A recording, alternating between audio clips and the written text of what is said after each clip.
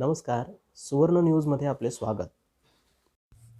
शहरातील रामेश्वर कॉलनी परिसरामध्ये श्री स्वामी समर्थ सेवा केंद्रातर्फे आज बालसंस्कार हिवाळी शिबिराचं आयोजन करण्यात आलं होतं.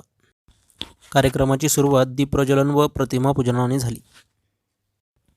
या कार्यक्रमासाठी लोकसंघर्ष मोर्चा अध्यक्षा प्रतिभा शिंदे, शिक्षण विस्तार अधिकारी प्राध्यापक विजय पवार, SNDT महाविद्यालयाच्या प्राध्यापिका नीता पाटील, छावा मराठा युवा संघटनेचे अध्यक्ष अमोल कोल्हे यांची प्रमुख पाहुणे म्हणून उपस्थिती होती. रंगरूप हे आले या नगरा, इतिहासाचे रंगरूप हे आले या नगरा. स्वागतम सुस्वागतम हा मानाचा मुजरा, स्वागतम सुस्वागतम हा मानाचा मुजरा. मी दिंडोरीला माझ्या आईच्या बरोबर बऱ्याच वेळा माऊलींना भेटायला गेलेली आहे. आणि माझी एक मैत्रीण आहे साखरीची, तुम्ही कदाचित सगळेजण ओळखत असाल, डॉक्टर आईराव म्हणजे श्री आईराव, सगळेजण तुम्ही ओळखत असाल. त्यांनी साखरीला स्वामी समर्थांचं मंदिर आणि त्या सगळ्या याच्यासाठी जागाही दिलेली आहे आणि त्या प्रचंड त्याच्या भक्त आहेत.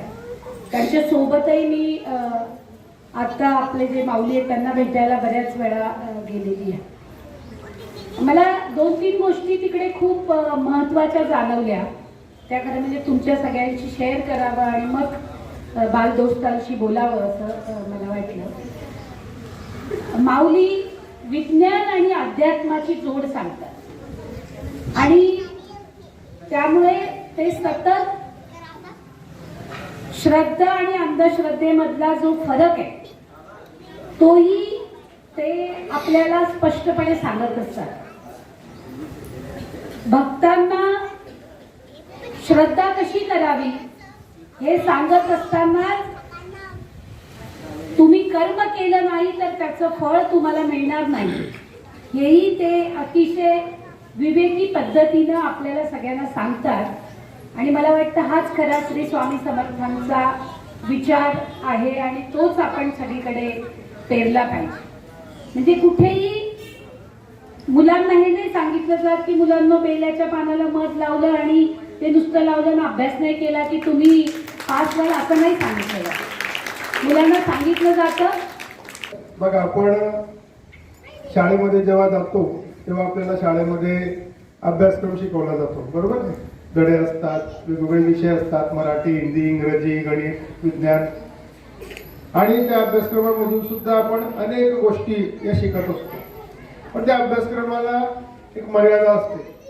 त्या अभ्यासक्रमाच्या बाहेर, पुस्तकाच्या बाहेर शाळा किंवा शिक्षक आपल्याला जास्त माहिती सांगू शकत नाही. कारण आपल्या देशामध्ये जी शिक्षण व्यवस्था आहे त्याच्यामध्ये आपण सर्व धर्म समभाव शिकतो. मग त्यामध्ये बऱ्याचशा गोष्टी ज्या असतात की ज्या आध्यात्मिक असतात, धार्मिक असतात, त्याची जी गरज आहे ती गरज या ठिकाणी बालसंस्कार केंद्र पूर्ण करतं असं या ठिकाणी मला वाटतं.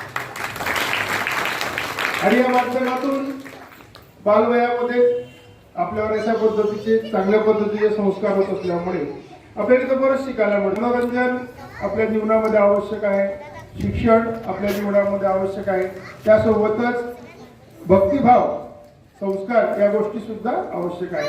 आणि ज्या बालकाच्या जीवनामध्ये या सर्व गोष्टींचं एक संतुलन असतं तोच बालक त्याचा सर्वांगीण विकास होत असतो. कोणत्याही गोष्टीचा अतिरेक कसा असतो, वाईट असतो. आणि या सर्व गोष्टींचं ज्ञान या ठिकाणी आपल्याला या संस्कार केंद्रामध्ये मिळतं.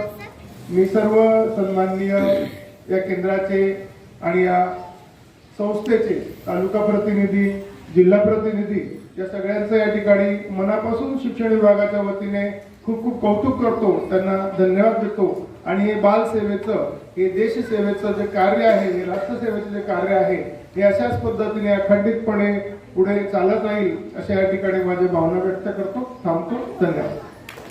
शिक्षण हा स्पेशल विषय शिकवला जायचा. त्या मूल्य शिक्षणामध्ये आम्हाला वेगवेगळी मूल्य शिकवली जायची. जसं तुम्हाला आता बालसंस्कार केंद्रामार्फत सरांनी सांगितलं की आम्ही बालसंस्कार केंद्रामार्फत मुलांना संस्कार देण्याचं काम करत आहोत.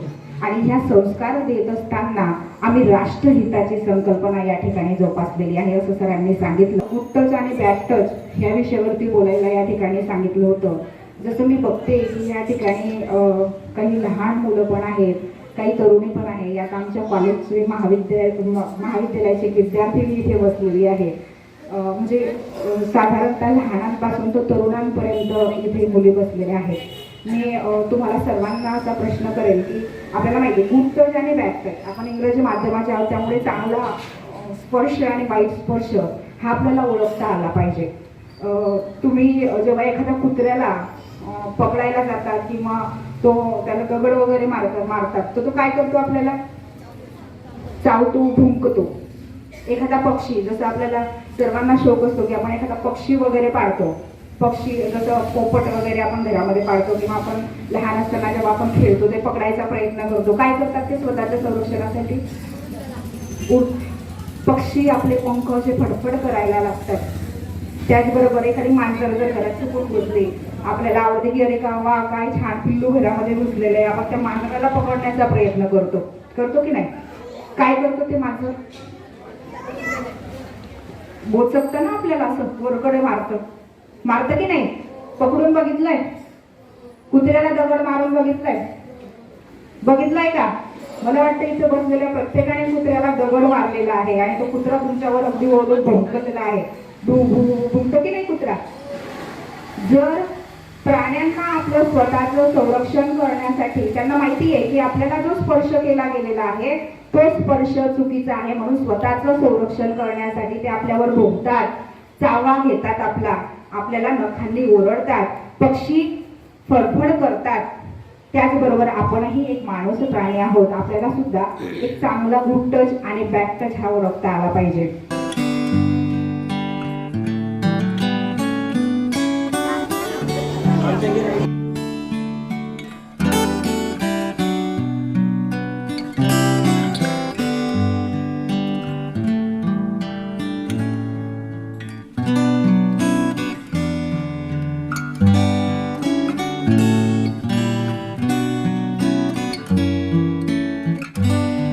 प्रकाश बाविस्कर, सुवर्ण न्यूज, जळगाव.